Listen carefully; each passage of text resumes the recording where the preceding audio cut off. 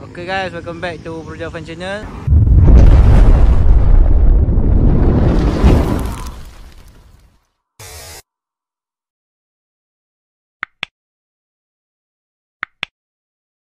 So jangan lupa subscribe, like dan share, okay? So hari ni aku dekat kedai exhaust pipe repair dekat jalan SP ni, jalan aku tak tahu jalan mana. Lupa lah. Okay, hari ni aku nak buat exhaust lah untuk kereta aku ni. Nampak lah. Aku tunggu sejam lah untuk kereta Kalisa ni habis buat exhaust. So turn aku pula. Jadi stay tune guys. Kita tengok apa barang yang aku tukar kat kereta aku lah. Alright. Boleh lah. Boleh lah. Kereta dah masuk. Orang buka.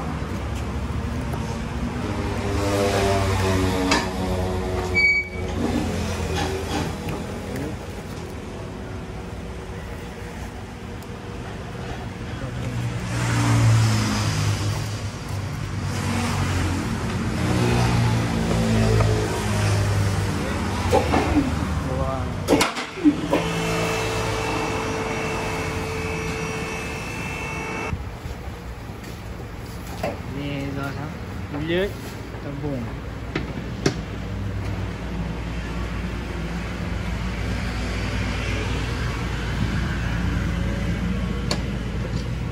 Oh ni satu ke? Ni satu. Depan satu, depan ada tabung ke? Belakang satu.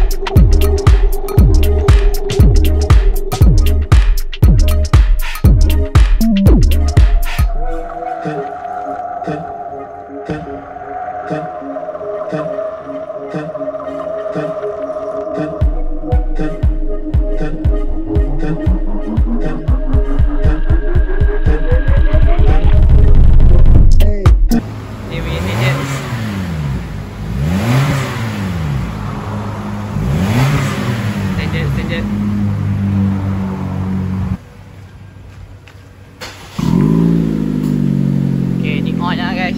On.